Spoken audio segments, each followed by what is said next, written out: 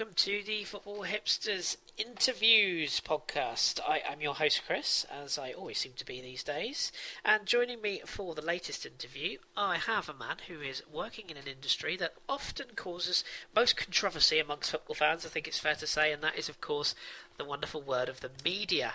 I'm delighted to say I'm joined by journalist and indeed breakfast guest or co-pod guest, however you want to pronounce. It's Simon Collings. So good evening, Simon. Hi, Chris. How you doing? I am good, thank you, my friend. Thank you. Nice to have you back on again. Thanks very much for having me. Always welcome. Always welcome. I'm sure people are so we had you on the breakfast once upon a time, so I'm sure people will be familiar with yourself. But for anyone that isn't familiar with you, tell us a little bit about yourself, what you do, and what kind of things you're involved in. Yeah, so I work as a sports reporter for a press agency in London. Cover Premier League football for newspapers, cover it for websites, provide video content for them, so filming press conferences, filming training sessions. Spend a lot of my time in Leicester at the moment. Obviously a very good story up there. And I've been doing that for about 18 months or so. So starting to get into the industry after working on it at university, and that's basically it, yeah. Fantastic, and as a whole, do you what sort of things do you find easiest to report on? Is it certain teams? Is it certain grounds you go to? Do different things react to you in different ways when you have to cover them, or different sports even? Yeah, I mean it's all different scenarios and different things, and deadlines obviously make a huge difference. So I was at Leicester on Tuesday night, and doing a deadline for a newspaper on a night game is always difficult, simply because the paper's got to go at 10 o'clock. The match is finishing at 20 to 10. You need to get it over to them so they can get it on the page. And when you're filing on the whistle, especially when it's 2-2 with about 3 minutes to go, writing your intro can be a bit interesting, shall we say. And you don't want any late goals. It's always very nice if you go to a match 3-0 in the first half, no goals in the second half, job done. But it's very rarely that case. So, what does actually happen in that scenario then? If you've got pretty much all of it written, do you tend to just sort of chop the last paragraph and rewrite that, or do you have to literally pour through the whole article all over again? I mean, it's very sort of formulaic. I mean, if you're doing it for a UK national newspaper, I mean, if they're doing a night game, the way they'll normally do it is they'll send it in chunks. So you'll send your sort of middle top, which will be the sort of first half of the match. You'll send that over at half time. You'll then send some more after about 70 minutes. And then at the end of the match, you'll send your top and tail of your piece. So your top will be your first sort of 4 paragraphs, and your tail will be your sort of last 3 paragraphs. So you're writing quite a convoluted stuff when you're doing it on the whistle. And then that'll go for the first edition of the newspaper, which will be about 10:15. And then the journalist will normally get a chance to do a rewrite, because there's 3 editions of a paper in the UK. So you do first edition at 10:15. Your second edition at 11 at night, and the late edition normally goes midnight, 1 o'clock. So someone like Henry Winter or any other sort of chief sports writer will do their father on the whistle. That'll go for the first newspaper, which has got to go, up to furthest Scotland, right down to the south. Then they'll get in and they'll probably rewrite a large chunk of it, rewrite the intro, make it a bit more of a sort of thought piece, a bit more opinionated, and they'll add some quotes from the press conference. So the piece you normally read in the newspaper in the morning is when they've had a few hours to sort of chop and change it, rather than the on the whistle, which is a bit more of a rush and a bit more, time pressured. Yeah, it's always fast. I've always been intrigued by that. I just have like visions of lots of journalists just throwing their laptops. I mean, there are times when it's literally like carnage, and I mean, so last night, 2 nights ago, and it was at the Leicester game, I had 3 intros on the go, basically, and then as soon as the full-time whistle went, I basically deleted 2 of the intros and sent it with that intro that works in case there was a late goal or vice versa. But I mean, I remember a colleague of mine was doing the Norwich-Liverpool game, and that had about 3 goals in the last 4 minutes for either team, and there was just carnage in the press box as people are deleting words, rewriting, deleting. So, yeah, I mean, there's a point you'll notice it next time. There's a sort of 5-4. Go and look on one of the websites and look at the match report and see it's probably not their finest work, but you just understand that it's the best you can do when it's like that. So The final line is, and then that team scored, and it was all yeah, over. Yeah. I mean, I remember reading some match reports where people have scored in the 93rd minute, and it'll be like, and then Yaya Toure ran through and scored, and that would just be because that's just all you got time to do. Just do it, send it, go. Yeah, get it done. Absolutely. I think I'll stick to podcasting. I think Yeah.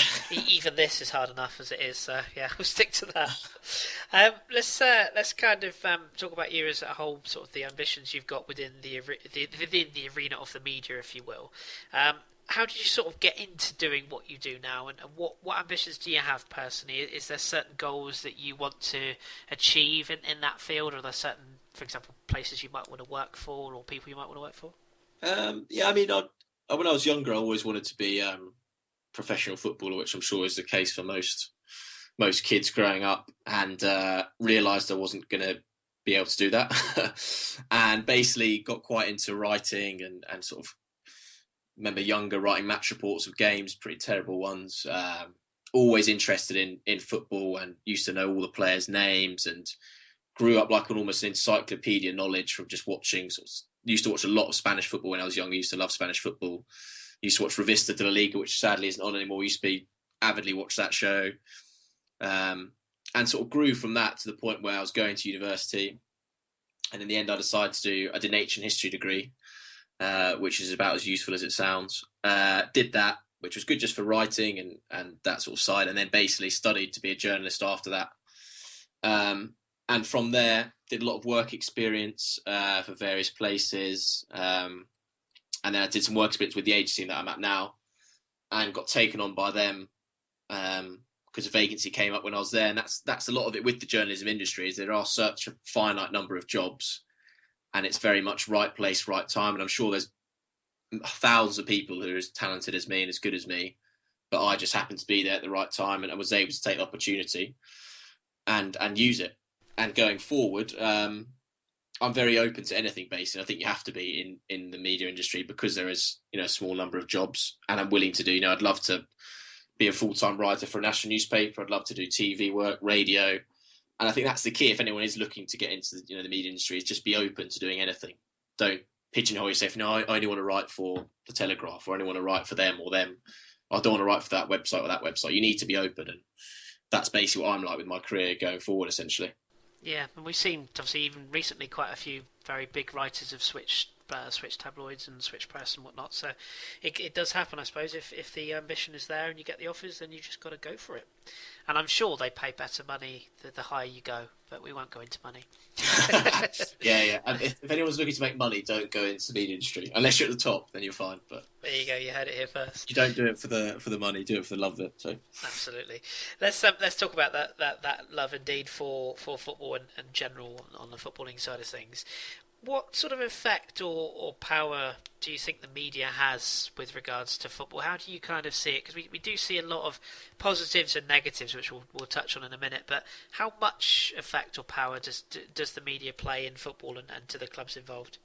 I mean, I think it's obviously massive, and I think more so certainly in England with the media. I think if you go anywhere around the world, I think you'll realise how respected the British media are, and not saying they're undervalued by the public, but I mean, you look at the extent of the number of sports reporters and sports coverage in newspapers we have, and certainly with something like FIFA.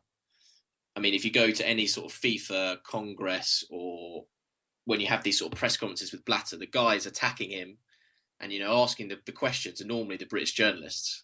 They're the ones that are sort of determined to get the truth out there, breaking a lot of the stories, the Qatar World Cup. So, I mean, they do a lot of like investigative journalism and break a lot of stories.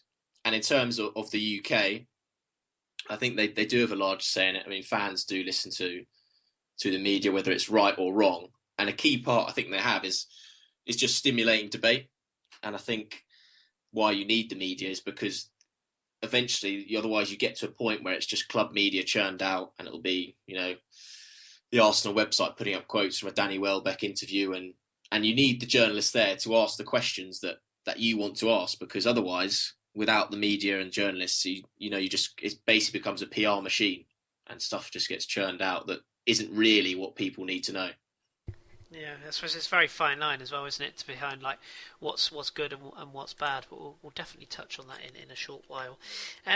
Can you sort of tell us from your experience how stories are written? Obviously, we've touched on the deadline side of things, but how much percentage wise has to be true? I appreciate this is a bit of a dark question, but a lot of people will dismiss stories out of hand. They'll go, "Oh yeah, that's just made up. That's just paper talk," and we'll touch again on clickbait in a minute. But how much actually physically has to be true, percentage wise, would you say, for somebody to run with a story nowadays? I mean, it's difficult to put a number on something like that, but I mean, I will say, I mean, no journalist is going to, make something up. There'll always be a source to a story, a strong element of truth, and you'll get people say, "Oh, what's this load of rubbish that, Manchester City want Messi or they want Neymar? Like, they've just made up whatever." But they'll have heard from someone and they'll have sourced it, and if a national newspaper's running it, I mean, I can assure you it'll be double sourced, or if it can be triple sourced to get, a credible story, simply because you won't keep your job as a journalist if you just make stuff up. Certainly not if you're writing for a national newspaper. I mean, I know you get a lot of websites and things like that, but stories in newspaper, if the journalists just making them up, they would just lose their jobs. And people go, "Oh, well, this Manchester City want Neymar and it's a load of rubbish." Well, I'm sure Manchester City do want Neymar. And if they get it from credible sources, whether it be at the club, the player's agent saying, "Oh, look, Manchester City want to sign." I'm not saying Barcelona are going to sell him, but that is the truth, that Manchester City would like to say Neymar. So I think people often with stories take it that they'll read it and interpret it a different way. So be like, "Oh, Arsenal are quite interested in Benzema. That Arsenal are signing Benzema." Well, it's not actually what it says. And the other issue is with a lot of stories, they change so quickly. Certainly with transfers, the deal can be very close to being done, and then for whatever reason, clubs pull out of it, the player doesn't want to move, and the journalist looks like he's got it wrong when in fact something's just changed. So I think there is always an element of truth in a story, and I don't think the idea of journalists just concocting up these stories to annoy fans or just to fill space isn't really what the truth is. Yes, it sort of comes back to that like closing down sale kind of attitude, isn't it? Where certain companies or certain shops will have the closing down story because that's what will get people through the doors. What they're actually saying is they're kind of closing down the stock they've got to replenish with more. It's about how people read into stuff and how they take it on their own spin rather than what the actual journalist is writing. As you say, there's a modicum of truth in everything, but it's people, particularly on social media nowadays, that just go, "Hey, we'll take this and we'll run with it in our own different way." And it only takes somebody with a very big following to mention something or tweet something, and all of a sudden there's a story, I guess. So Yeah, it happens a lot on social media where, I mean, you've got 140 characters to say what someone said in, I don't know, a 700-word article. And it can just get slightly sort of twisted and almost like Chinese whispers, and it keeps going along down the line until, eventually 10 hours later, the story's not what it was when it was first written. So I think social media has made it a bit more difficult with things getting twisted and not quite how they're reported. So it's difficult. It is very difficult. yeah, we won't wake up anything about you. We won't like tweet stuff about Collings on mass binge after interview with FH Pod. Speaking of the things that maybe aren't true, tell us a little bit about. I'm going to refer to it as clickbait, which I'm sure is not the politically correct term, but it's what everyone seems to think of it as. What's your opinion on why it's done? I mean, a lot of people say, "Oh, that's just for hits and clicks," and they say it without truly understanding what a website gets from the hits and clicks, or why certain stories. And we all know there are certain websites that perennially feed off of these sort of things, and we won't go into who those are. But what do you make of clickbait stories, and what's your understanding of why companies or why websites run with these things? I mean, again, this is an adaptation of what the media is going towards, and what people click on. I mean, that is the issue. People call it clickbait, and it's, well, you've clicked on it.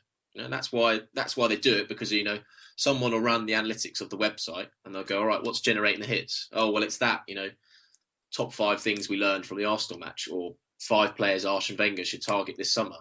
And that's it. People write them because people like them and people click on them. And whether people moan about them, I mean, I sit with some of my mates who are going, "Oh God, this is such an annoying article, isn't it?" And I'm like, "You're sat on the webpage, read the article. That's how annoyed you are by it, and that's what people like." And I think a lot of websites, certainly with the content they're producing around matches, have realised that people don't really want a match report anymore. I think it's a big issue. I mean, if you look at what Vines have done and video, I mean, take the Arsenal game last night. someone, rather than reading a match report, someone could have seen the vines of every goal by the time the full whistle had gone. And they were like, I don't need to read the match report. I've seen the vines. I've seen it tweeted.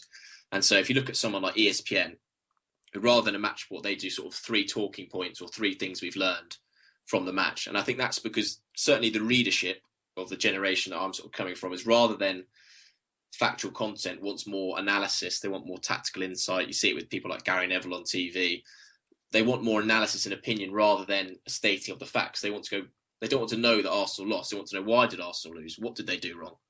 And I think that's the more of the shift you're seeing with. And it's like the 5 things we learned. They do much better online for websites. If after the match they put 5 things we learned from Arsenal Swansea, that'll do better than the match report, because people will think, oh, what have we learned actually from that? And even though sometimes they're terribly meaningless and someone's written them in a rush, but they're clickbait because people like clicking them. So yeah, and as you say, like a match report is, like you say, nowadays it's so easy just to pull up any stats, any figures, any highlights you want in an instant, and we can watch games from as far afield as South America on a on-demand service nowadays. It's really quite scary compared to probably the days where even you and I can remember back to page 303 refresh on teletext, trying to find out scores, and nowadays you can get goals within seconds. So. Yeah, I mean, there's still certainly a market for a good match report, I think. I mean, a nice written match report, and any match report you read now won't really actually be about the match. It'll be more contextual, putting the game in context, what this means going forward, more descriptive. They're not like the old match reports where it's so-and-so shot and so-and-so scored. The match reports have changed in style, and there's still a place for those. But I think there is a lot more, certainly with websites, that they're trying to come at it from a different angle when the match is finished, rather than doing match reports. Like Goal's another website. Goal doesn't do match reports. They'll do a comment piece after the game, and they'll do player ratings, because that's what people click on. Certainly player ratings is a big one for what people click on. People like reading player ratings. And a lot of footballers, that's the thing that they'll read when they pick up the paper. So look at the player ratings and see what rating they got in the paper. So yeah. It's quite bizarre, isn't it? You think another thing that's normally done rushed as well in player ratings. Yes, yeah. I certainly can agree to that in some of the things I've read over the past few years. Yeah. Let's talk about, just sort of as kind of a side issue or a side subject on that similar vein, shall we say? How much stock do you think clubs, players take on board these sort of things? Like when fans turn, obviously the club both you and I support, we'll touch on in a minute, when fans turn against players, media stories are often ramped up, listening to sort of stations like Radio 5 where there's an instant phone-in opportunity. The media then will often pick up on fans' quotes. Do you think that that's something that the clubs actively now, when they go through media training, do they make the players aware of this, and are they almost told to be careful? You saw the incident with Joleon Lescott recently, for example, and that was round within seconds. Do you think that some players actively refuse to sort of learn lessons from things media report, or do you think ultimately they're responsible for the reason it's being reported in the first place? I think it's difficult, certainly fans' interaction with players has now completely changed with Twitter and social media, that they are accessible. And I mean, I don't know whether players do go on Twitter and read all the ads they get and things like that. But I mean, imagine if it was me, out of sheer curiosity, what have people said about me after tonight? Certainly, if you played a good game, you'd be like, oh, what's all these tweets? Oh, how great I played. And vice versa, if you played badly, you might think, oh, what's people said? So I think players will be aware of it. I'm sure clubs will train them as to saying, don't interact on Twitter. Be careful what you put and post. Even if you post it and delete it, it'll be screenshot. I mean, with that Joleon Lescott thing, I mean, we have to take his word for it and say it was in his pocket. But if he did do that, tweeted it, and he goes, oh God, I should delete that, he's too late within 20 seconds, because he's got, a million followers, and someone's going to screenshot of that. It'll be gone, bam. You can't do anything about it. So players will have to be aware of that. And I think clubs would probably prefer if all their players weren't on social media, to be honest. I think just have them off it, and no problems then come up, easier to contain with. But then sponsors will want their players to be on social media because they want them to tweet about their boots or a new kit they're wearing this weekend. So that's why a lot of players are on social media, and not all of them run their accounts. They'll have people who run their account for them, who'll generate the content, send the tweets. And I remember there was Julien Aron was talking, I think it was on the BT Sport European show the other day, and saying how at PSG they have some sort of clause in their contract. I think it's worth think it's €250,000. Yep. And if you don't break, it's an ethical code sort of thing. It's if you don't sort of get any speeding tickets, not caught in a nightclub, and one of them social media. If you don't cause any problems on that, and obviously Sergio Aurier broke that quite severely on Periscope. But Yes. That's an element of what. So clubs are fully aware of it, but it is difficult now, and it's an age where clubs are sort of playing a little bit of catch up. But I think eventually it will be heavily scrutinised what players do and say on there. But there hasn't been, other than that Lescott one, there hasn't been too many outbursts on Twitter, although there was an interesting one with Jose Holebas, which was deleted. He's a Watford player who just tweeted a picture which said, "I've had enough of this shit," referring to being on the bench at Watford. So, ouch. And then, I mean, that'll get taken, but the club can't. I mean, because the problem with that is the club cannot monitor that. You know, it's not like when you're stopping them doing an interview in a mix zone or stopping them doing an interview. This is where they can be sat at home, annoyed, pissed off, and they can just within seconds they can get on their phone and bam, it's out there. So I think that's the difficulty for the clubs is how do you monitor that. So It's just, it's as you say, it's a crazy world we live in, isn't it? I've always used the analogy. It's a rather crude analogy, but I'll share it with our listeners anyway. It's the idea of shall we say, going to the toilet and people knowing that your trousers are down before you even decided that you want to go. Do you know what I mean? It's just like it seems that people know everything you're doing before you've even had a chance to react. It's quite scary, but that's the world we live in, I suppose. no, it is, and people want to know what everyone's doing all the time. So Yeah, and then when they find out, they go ranting about it. It's bizarre, isn't it? It really is. yeah. It's that putting your hand into fire thing. Moving back to you from a personal perspective, tell us about your kind of working day when you attend matches or presses. What's your sort of typical? Do you have like a routine? And I don't mean like do you put your one sock on before the other, but do you have a specific way of things you have to do before you talk to the press or sorry, to the managers, or indeed before you attend a game? And particularly when you're watching a game, are there certain things that you have to be watching out for, or do you watch the game as a whole? It sort of varies from day to day. I mean, with press conferences, a lot of our work is done for sort of broadcast clients around the world. So we sort of film the press conference and we distribute that through a video agency who send it to a multitude of countries. And then we do written work as well for newspapers, and that'll be done so the manager will do his sort of broadcast press conference, which you'll all see on TV. The cameras will then go off and he'll do a separates with the newspapers.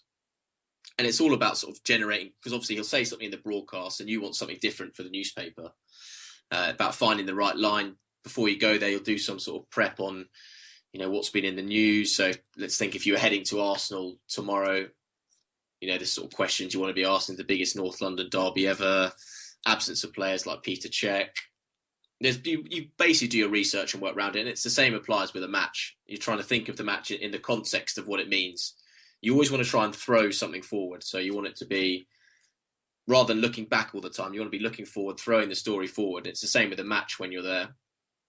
And when you're at the match, in terms of writing and looking at it, it's dependent on what you're doing. If you're doing a straight match report, you'll probably play it as you see it. But you might be doing, a feature on a player, and you could sit and watch him for the whole game. You might be doing a colour piece on something else, maybe the manager, and you just look for different things. But it always does make a big difference being at the match, I think, certainly with seeing certain players play. I mean, one person I always say to people is Mesut Ozil live is completely different to what you see on TV. Stuff he does without the ball, the runs he makes, the players he takes with him. You won't see it on TV, and you can't really see that impact. So that's why it does make a big difference for people who are there, and they'll get slated for it and they'll get abuse, whatever. But you do get an extra help by being there. And that's the same with fans who go to every game. You build up that knowledge, and it does help if you club at the same club as well.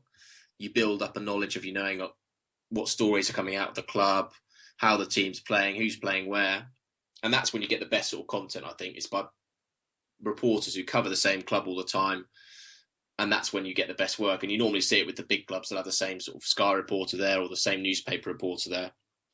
And that's when it works best, I think. And I'm not going to be mean and ask you to name the people that you dislike the most, but it would be fun to sort of say or ask you who you enjoy speaking with the most. Are there certain characters, whether they be fellow press people or indeed managers, players, are there certain people that you really hope to be able to access or have access to? I mean, every manager's different in itself. I mean, Claudio Ranieri, obviously doing a lot of Leicester, is very, very lovely man. Every press conference he comes in, he shakes everyone's hand in the room, from every cameraman, the press man, tea lady, everyone goes around. Every time he'll shake everyone's hand at the press conference. And now there's more and more people turning up there. I mean, there's 30, 40 people at his press conferences now when it used to be 10 or 12 at the start of the season. And he's always good. He's always interesting. Arsene Wenger, I think, is very much, whenever you want a sort of a wider approach on football, I think he's always very, very good, Arsene Wenger. So if there's something going on with FIFA or coin throwing or a broader issue, because of his wealth of experience and knowledge, he's always very good, and he'll give you a good answer to something. A bit different to say if you went to someone like Eddie Howe and you were asking about FIFA, great manager, but in terms of like a statesman-like figure, everyone's going to sit up and go, oh, Wenger said this about FIFA. Works a bit differently. Other managers, everyone likes Roberto Martinez, lovely guy. There's not really any managers who I've come across and thought, oh God, no, I don't like dealing with him. They are all very different characters, and you take them each with how they are, because for them, they see the media every sort of 2-3 days sometimes, and it must get tiring for them because, sometimes you're seeing them 24 hours after the match. I remember one time Pochettino, it was Tottenham v Leicester in the FA Cup on a Wednesday night. And Michel Pochettino came in to do his press conference after the match at about 20 past 10 at night. And he was due to do his pre-match press conference for the weekend at 10 a.m. the next day. So in under 11 hours, he'd be seeing the media again. And all he would have done is gone to sleep. So, nothing's going to have changed really. And he's going to have to come back and do it again. So stuff like that's a bit maddening. It's really strange, though, doesn't it? He's also a very nice man as well, Pochettino. And have you ever experienced a moment where you've, for want of a better phrase, have you ever experienced a moment where you just want the ground to swallow you, where you've been in the room, for example, and one of your colleagues has asked a question that has really not gone down well, or you've just caught a manager on a bad day who's had a severe meltdown, or a player? Has there ever been one of those moments where you've just thought, oh God? I've been in some spicy press conferences. I was there for the ostrich moment with Nigel Pearson. And that was just, quite sort of, everyone was just sort of aghast and shocked because it just came out and everyone sort of stunned silence, and he just went off on one. And as he left, more sort of senior journalists were trying to say, look, come back, Nigel, let's try and sort this out. And I think and he did apologise for that, and fair enough. And that was just a bit heat of the moment. He come in, disappointing result. And these things happen. I had an incident with Nigel Pearson where there was a story. I think Sean Maloney was supposed to be joining Leicester, and it fell through. And Malky Mackay explained at Wigan and said, "Oh, the deal fell through," and all this sort of stuff. And I sort of asked him and said, "Are you disappointed about this?" And he's like, "Where have you heard that?" And I was like, "Well, Malky Mackay talks about it." I was like, "I'm not talking about other players." So sometimes they can get a bit annoyed, but it's never anything personal normally. Even with that ostrich from Pearson, don't think that was anything personal at all. It's just them, sometimes they get annoyed and they just vent.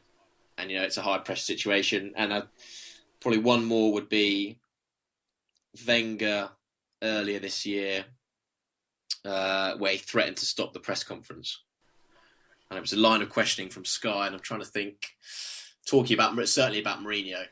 And it just got him going, and Wenger just sort of snapped and was like, look, if this carries on, I'm going to stop the press conference. And he was being serious as well. You could tell, like, I'm going to get up and walk out. Enough kind of thing. Just got to the end of his tenure. Yeah. And I suppose there are certain managers that you must know in advance, as well as all the good ones. You must know that there are certain managers that are always going to play the right word? I don't know if that's fair, but certain managers that are always going to know what you want and therefore are going to withhold it.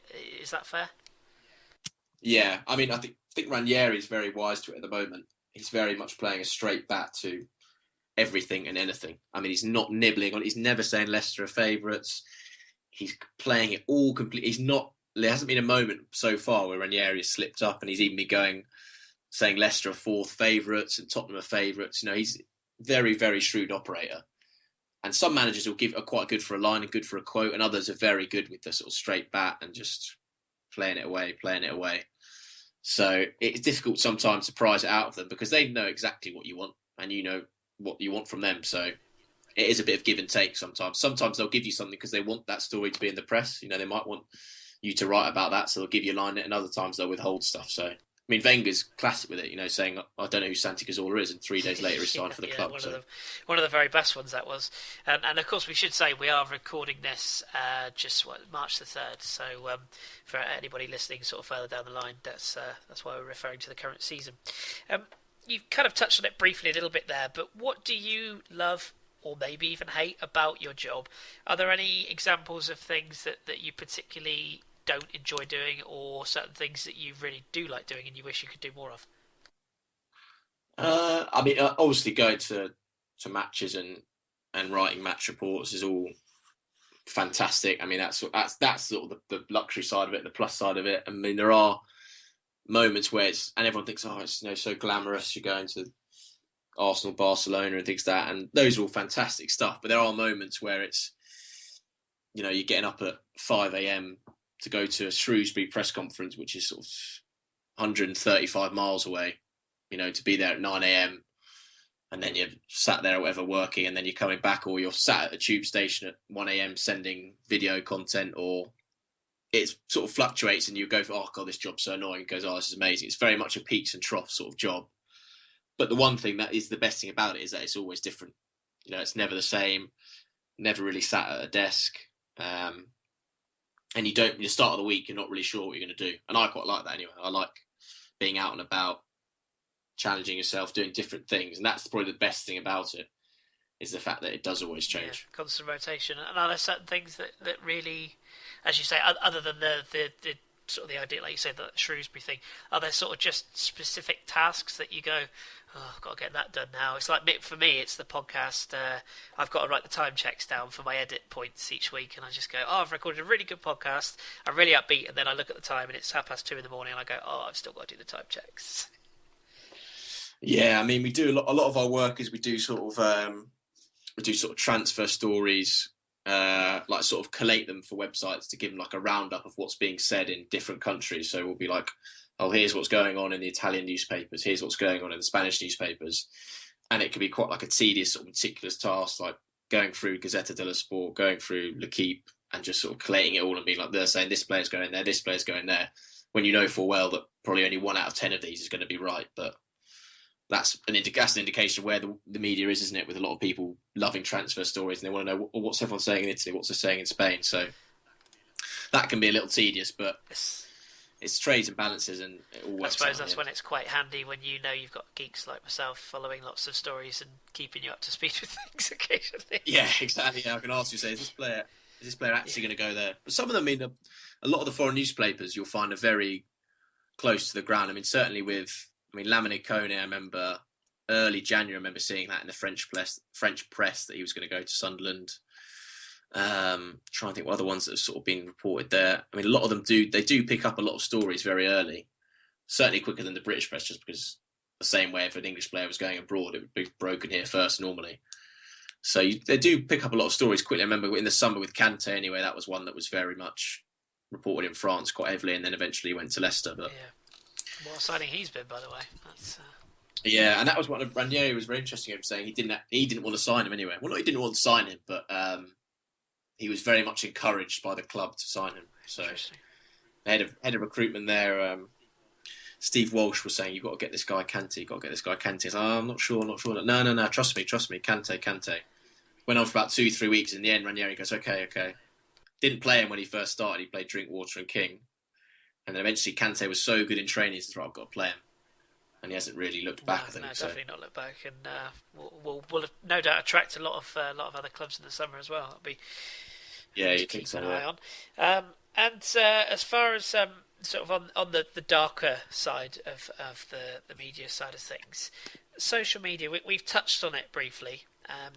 When your work is published, when you have an article out there, granted, I'm sure most of your work doesn't offend people, you'd like to think, but I'm sure there are certain people that no matter what you write, there will always be somebody that has a critical word to say, or somebody that will call you out on things. How do you find dealing with that? Is it a simple case of you just sort of ignore and block, or do some things that some people say really get to you? Or I suppose on the flip side, are there also some people that say some really nice things as well?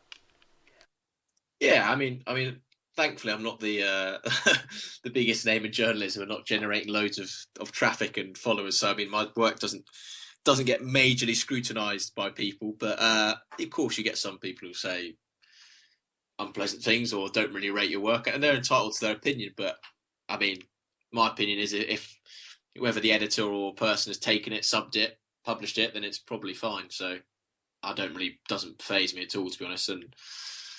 But when you get a nice compliment, someone says, "Oh, I know that was a good piece of work and enjoyed reading that." More with sort of blogs and stuff, you do get a lot of people come back with an opinion saying, "Oh, I don't agree with that," or "don't agree with that." And if someone can articulate it in a normal manner and be polite about it and say, "No, I don't like this because of that and that," and that's fine. It's when people just post, "You're a dickhead" or whatever. It's just like it's funny more than anything else because it's like that just makes no sense, but. That's part of, I mean, imagine for more, senior journalists and people who've been in the industry a long time, that they must just probably don't really look at the mentions and stuff. And it's probably why they missed a lot of nice tweets from people saying things like, "Oh, I was good, enjoyed that," because a lot of it will be filled by people being like, just F off and stuff. So that's why it takes a real intelligent level of person to come out with that sort of crap, doesn't it? Well, yeah, I think it's just people won't even they won't even read much of it, and then they'll just be like, "Oh, okay, I don't like this." So yeah, it's tough times. With regards to have an opinion, or do you indeed have an opinion on how fans treat ex-professionals in the media? And I broach this question because it always fascinates me how certain ex-pros that get onto, particularly radio, has to be said, rather than written press, but you get ex-professionals who go on shows like Match of the Day, who go on Radio 5, for example. Robbie Savage is obviously one that caught quite a lot of flack. Danny Murphy recently, Danny Mills, another one. They seem to get a pass for saying the most ridiculous things at times purely because they played the game, and therefore that they think that they know more than journalists do or than media personalities do. Do you think that fans give them a bit of a sort of almost a free rein to say some of the things they do and then almost piggyback off of it? And do you think those ex-pros themselves, do you think they can actually learn something by maybe doing your job for a day and realising that it's actually not as easy as it is to just say, "Well, I played the game, so I know more than you"? I mean, the whole pundits and expert opinion, I think, is such a difficult area. I mean, there are some, I think, really good pundits and great pundits. I personally, I think Jermaine Genius, I actually really like as a pundit. I've really enjoyed his stuff. I think he's really interesting, a lot of interesting stuff. And some of them you get, perhaps a bit more rent a quote. Someone like Paul Merson, who perhaps doesn't give, the greatest analytical side, but he's so passionate and he'll drive a debate and he'll get a thought-provoking topic going and he'll get people chatting about an opinion. That's what a lot of people want. So for Sky, if they've got Paul Merson saying something like, Arsenal are out of the title race if they lose to Tottenham, that'll instantly get people talking about it. And for Sky, it's great because, it's a name and he can generate opinion. And they do obviously have a sense of credence because they played the game. So they have an entitlement and they can say what they want, but fans don't have to agree with pundits. And that's part of the joy of having them, is that they will stimulate debate, and that's why you need them. I think where the issue does come in is like you say, where they have almost as if they can't be wrong because they played the game. So I've played the game, so I'm definitely right. Whereas I think you don't have to have played the game to have a good opinionated view on football.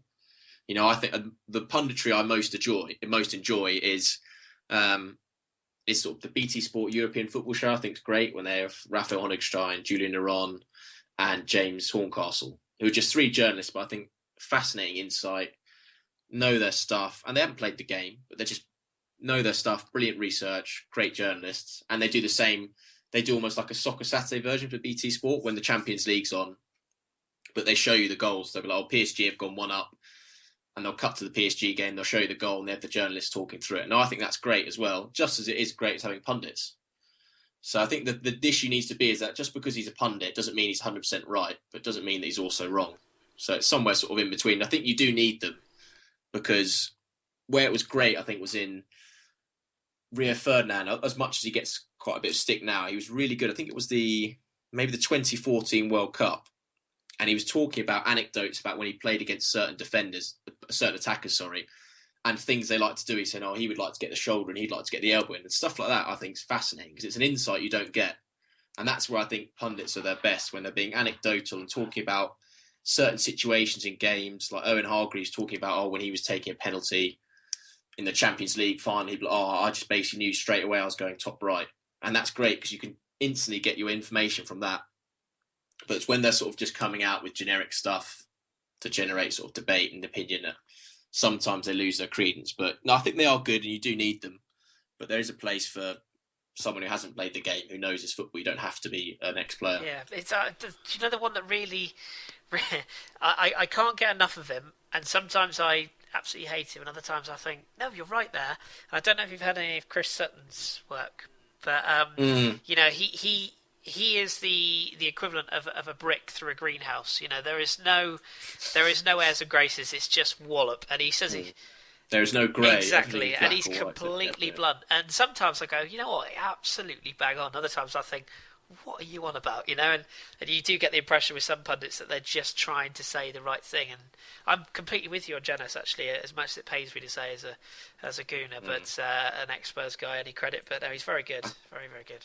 Yeah, I mean, I think Henry was quite good again in the World Cup 2014 when he was being anecdotal and talking about stuff. But then I feel a bit, I don't know whether he's been told to or he's been forced to by producers or directors, but I feel like he's gone a bit too sensational sometimes. Like he swings quite heavily going, Arsenal need to buy a £30 million striker. And he's like, no, we need to back Giroud. I feel he's a bit sort of lost his way a little bit. Well, I do think he's got a lot of good stuff to say. I think he's just lost his way a little bit. I think that's probably completely fair in truth. And on Jermaine Genius, there's a great article. It's on Yahoo. I don't know if he writes articles now or columns, but he wrote an article or column about the famous lasagna game.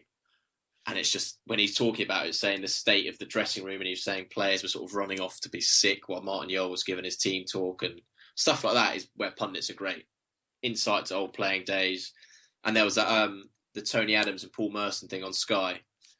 There's another great example of when pundits are so good when they're looking back, being anecdotal. That's what they're best for, I think. So properly looking back at things of past. Yeah, I agree with you. Totally agree. It's definitely an interesting one, as is indeed this season. Now, as I say, 3rd of March, so we're sort of coming to the business end of the season of 2015-16.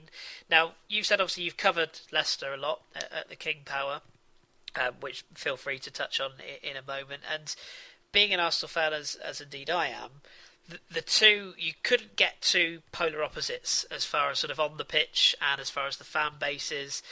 Just give us your views as a whole on this season, you know, and maybe just touch on the difference between a side that is almost has a fan base that demands and expects and almost has a sense of entitlement, and then a fan base that is just completely relaxed and enjoying the rides. How have you sort of seen this season, particularly when covering the teams? Yeah, I mean, I do a lot of Leicester. I've done them since I started working. So for 18 months or so, probably over 18 months now, I've been covering them. And it gets a lot of praise in the media and a lot of plaudits, but it is a fantastic atmosphere at the King Power. But that's just because, you know, they're absolutely loving it. You know, I mean, they almost went down, they stayed up. They're at the top of the league. By the time people are listening to this, they've won the league. They've got every reason to enjoy every single moment of it. And their fans back the team no matter what, and they throw for it. And it obviously contrasts with other teams. You know, with Arsenal, it is very difficult because the fans expect so much, you know, and rightfully so. Arsenal are a massive club, serious amounts of money. They pay the most for the tickets out of anyone in Europe. And I think almost that is part of the issue. I always think, when I talk to people and say, I do wonder if the annoyance and angry nature of Arsenal fans is because they pay so much for these tickets that when they're there, they're like, oh my God, I'm spending hundreds of pounds watching this and we're losing and I'm throwing away money. I don't know if that's what I think a part of it might be, that they get so angry and infuriated at the cost of these tickets and then they're not enjoying it, that it sends them over the edge. And that atmosphere, whatever anyone says, so it doesn't matter about the fans, it absolutely will transcend onto the players. And what it used to in years gone by with Arsenal, it wasn't necessarily anger transcending onto players, because I don't think it's been as angry as it is now.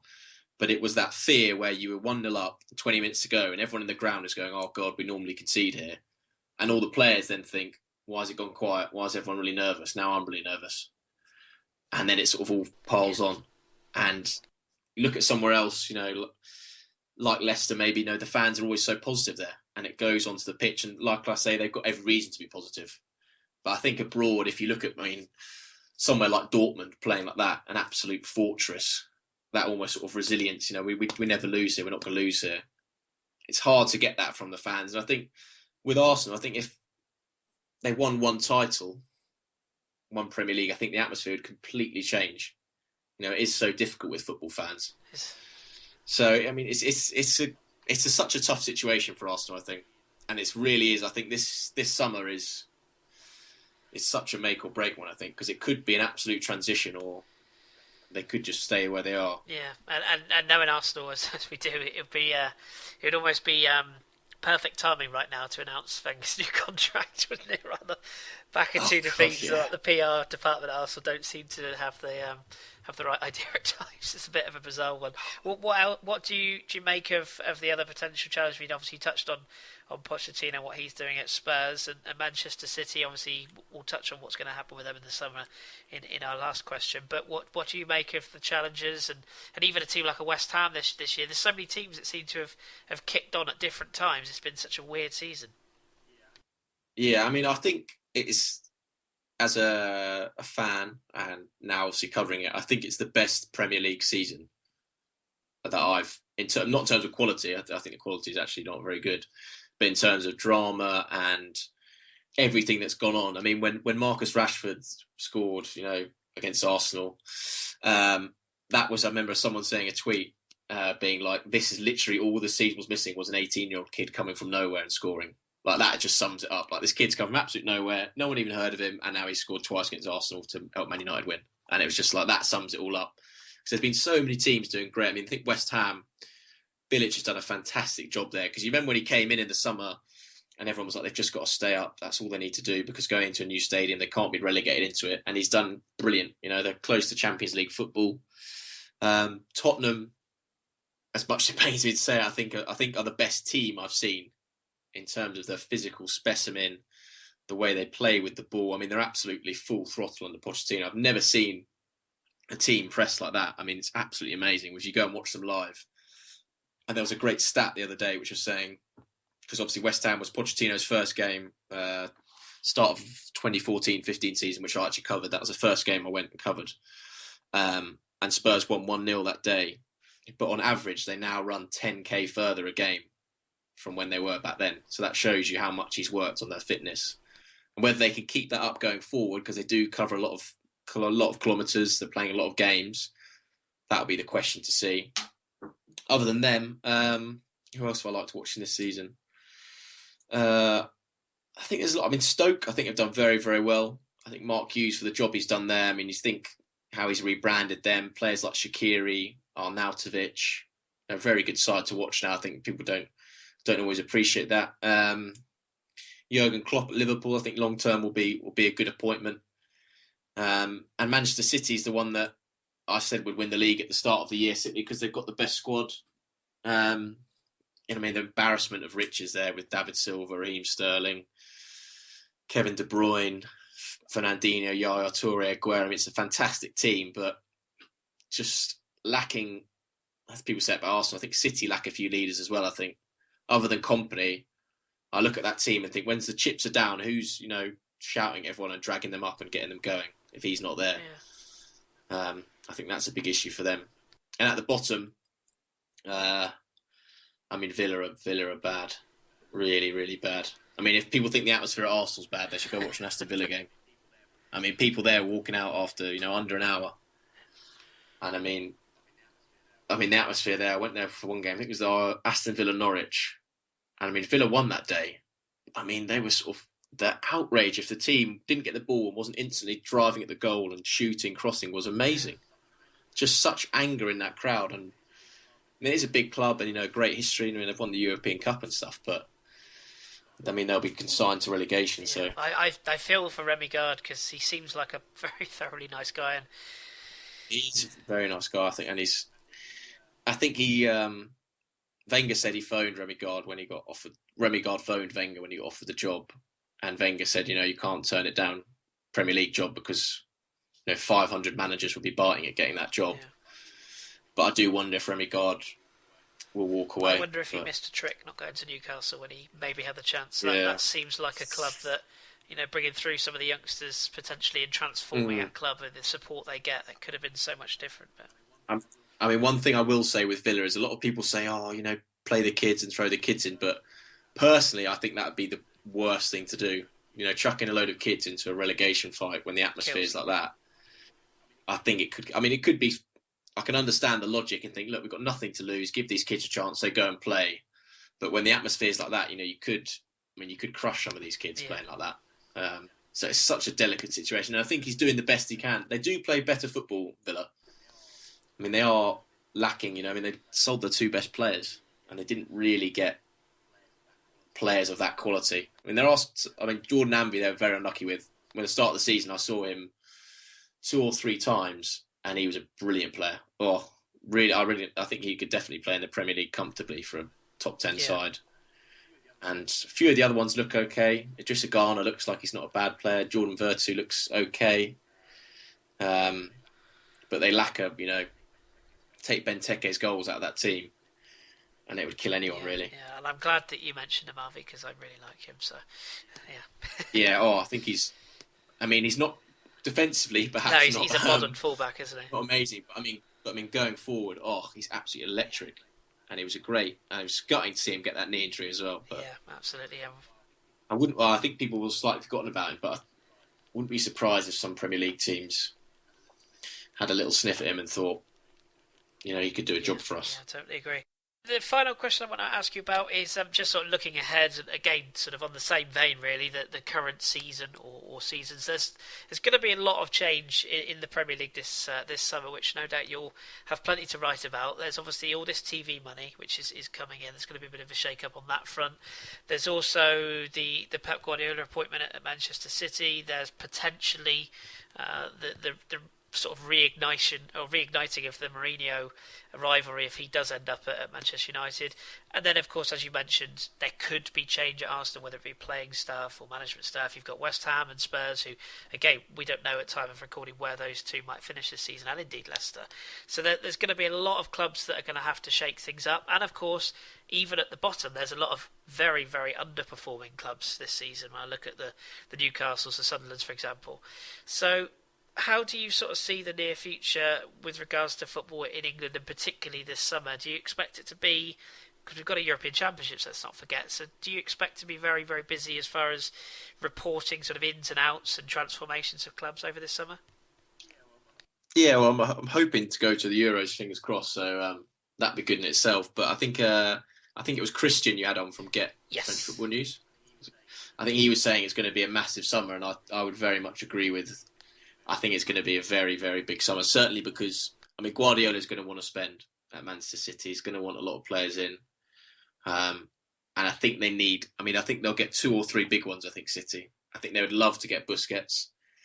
And I think they want a couple of midfielders. So, if they could get Busquets and Julian Weigl, I think that would probably be their dream. If you have those two sitting, Drew will probably cry, but I think that would be a very good... You got those two sitting, and then you let Silva, De Bruyne, Sterling just run riot. That's very, very dangerous. Chelsea looks like it's going to be Antonio Conte. Must admit, I don't know tons about him. Obviously, did a very good record with Juventus. Keen to get back into club management, it seems, and that'd be good, I think, for the league. He's obviously got a good pedigree. And then, of course, if Manchester United's a big question, what goes on there? Because Van Gaal's turned a corner a bit, but I'm not very clued in on Manchester United, not got any sources or anything like that, but I would be surprised if he was the manager in August. I think he will go in the summer regardless. And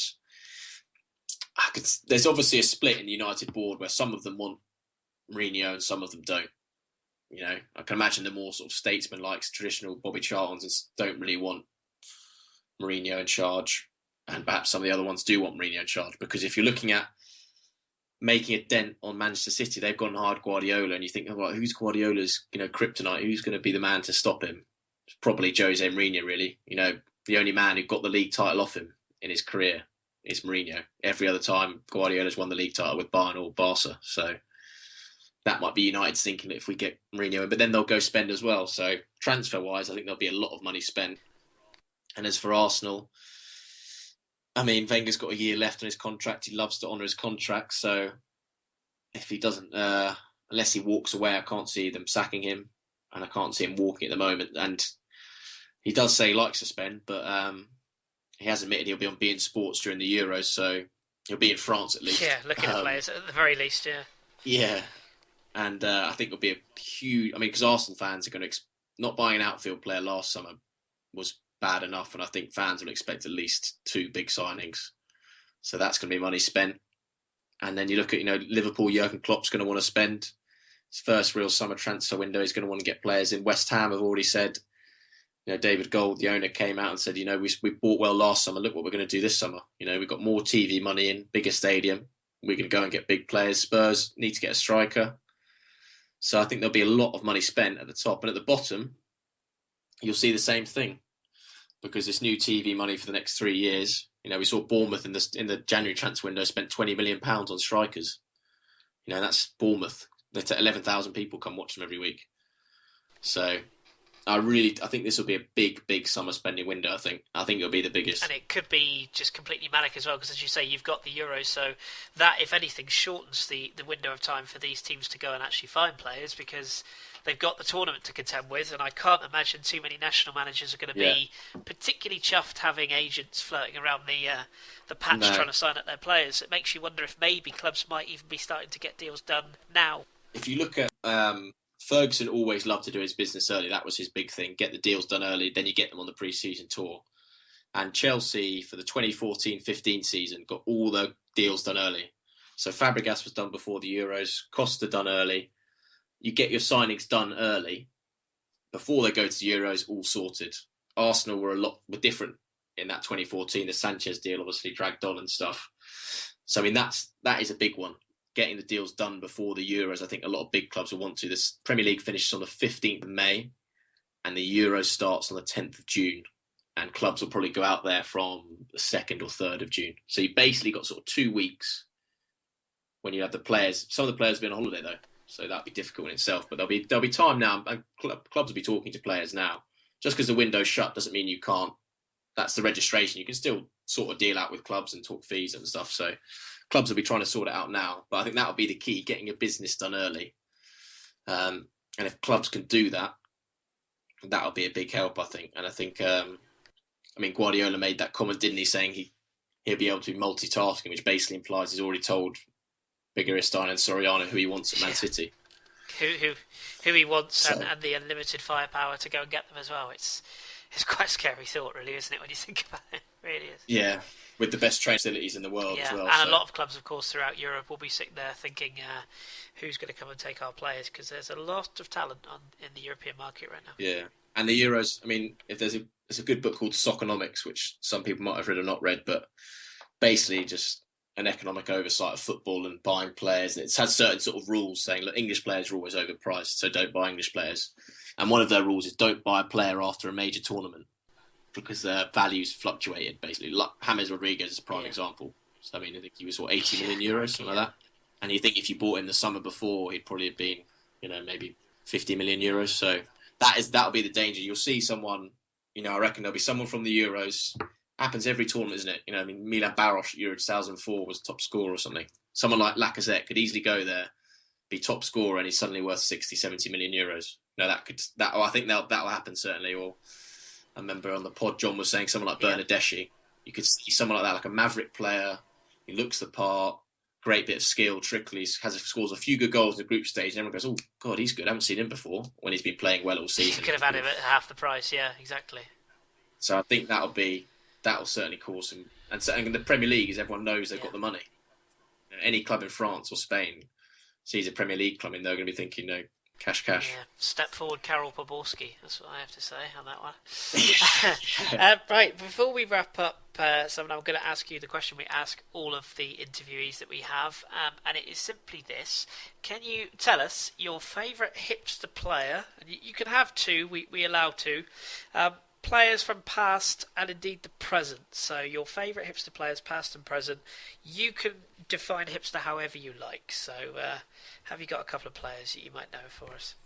Yeah, I was thinking about this, obviously listening to the other interviews, and you talk, I'm present. I mean, it's so tough, but I mean, the man, I love watching Riyad Mahrez. I mean, I think he's a fantastic player. I mean, his skill and trickery, and he's got an end product now, which makes him great. But the player that I currently at the moment, who I always get excited to be going to see him, and I would pay to go and watch him play.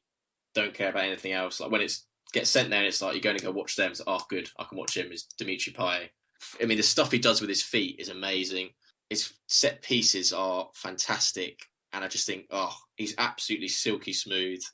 And I love watching him every time. And when I go and watch West Ham play, I normally spend 8% of the game just watching him move around the field. I don't know what he was like in Marseille or in France, whether he was always this good and whether this is a one-off season, but I think he's absolutely fantastic, and he's just a joy to watch. It's always the toughest question, isn't it? Because it's like there's so many players you could think of, and do you go for a player that is just full hipster and not very good, or a player that's really really good and not hipster? So Yeah, and from the past, I mean, the one that I always used to love was Riquelme, just because I mean he was such a.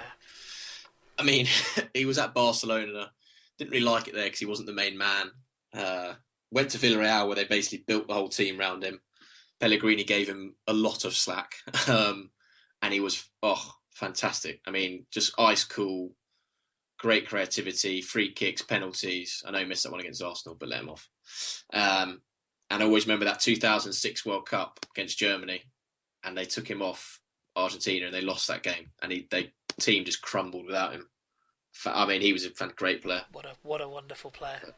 I used to love watching South Americans. I used to remember Recoba. I used to love Oliver Recoba. Jalminha at Deportivo. I used to love watching him.